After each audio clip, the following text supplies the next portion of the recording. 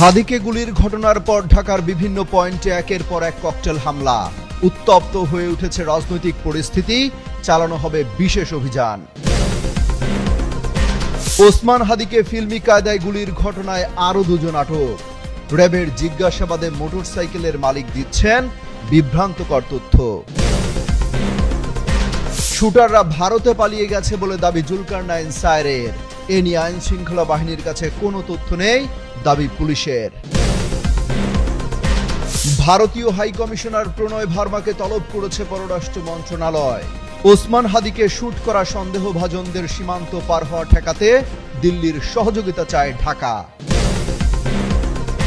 25 December দেশে ফিরছেন তারেক রহমান।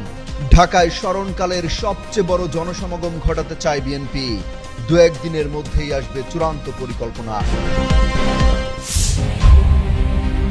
নির্বাচন ঘনিয়ে আসার সঙ্গে আবার যেন উত্তপ্ত হয়ে উঠছে পরিবেশ। তফসিল ঘোষণার 24 ঘন্টা না পেরোতেই জনসংযোগকালে গুলিবিদ্ধ হন ইনকিলাব মঞ্চের মুখপাত্র ও ঢাকা 8 আসনের সম্ভাব্য স্বতন্ত্র প্রার্থী শরীফ ওসমান হাদি। এরপরই রাজধানীর বাড্ডা এলাকায় দেওয়ান পরিবহনের একটি বাসে আগুন দেয় দুর্বৃত্তরা। তারা যাত্রী বেশে বাসে উঠে আগুন দিয়ে পালিয়ে গেছে বলে জানিয়েছে বাড্ডা থানা পুলিশ। এছাড়া এর একদিন পর রাজধানীর শান্তিনগর, মৌচাক ও মিরপুরে 4টি ককটেল বিস্ফোরণ ঘটিয়েছে দুর্বৃত্তরা। এতে মিরপুরে ফুটপাতের এক দোকানি আহত হয়েছেন।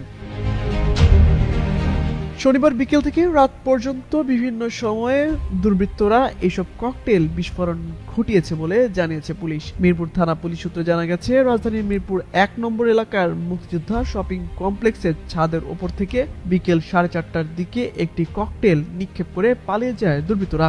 বিস্ফোরণে মার্কেটের সামনের ফুটপাতের এক দোকানি আহত হন। এছাড়া রাত 8:30টার দিকে মিরপুর 10-এর পুলিশ বক্সের কাছে আরেকটি ককটেল বিস্ফোরণ ঘটায় দুর্বৃত্তরা। তবে এতে কেউ হতাহত হয়নি। এ বিষয়ে শাহালী থানার ওসি জাহাঙ্গীর আলম জানান, মিরপুরের মুক্তিযোদ্ধা মার্কেটের সামনে একটি ককটেল বিস্ফোরণ ঘটে। এতে ফুটপাতের এক দোকানি সামান্য আহত হয়েছেন। ঘটনাস্থল পরিদর্শন করা হয়েছে। মার্কেটের ওপর থেকে কেউ একজন বিস্ফোরণ ঘটিয়ে পালিয়ে গেছে।